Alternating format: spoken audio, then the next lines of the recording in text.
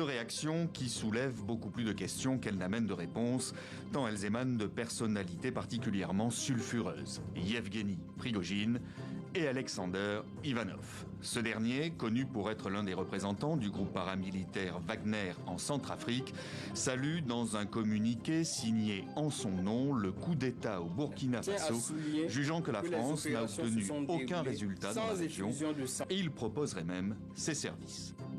Je crois que si des instructeurs russes sont invités à former l'armée du Burkina Faso, ils pourront le faire efficacement. La COSI est prête à partager l'expérience acquise en RCA sur l'organisation rapide et de qualité de travail afin de constituer une armée prête à combattre.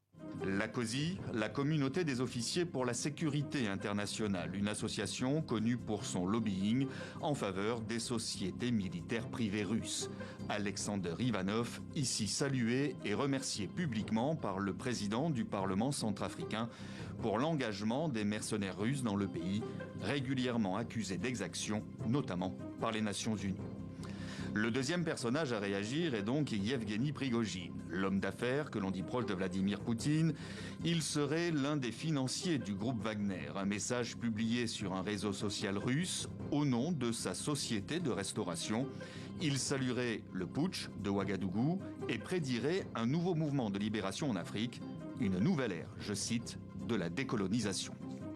Il n'est pas surprenant que de nombreux États africains cherchent à se libérer. Cela se produit parce que l'Occident essaie de maintenir la population de ces pays dans un état semi-animal.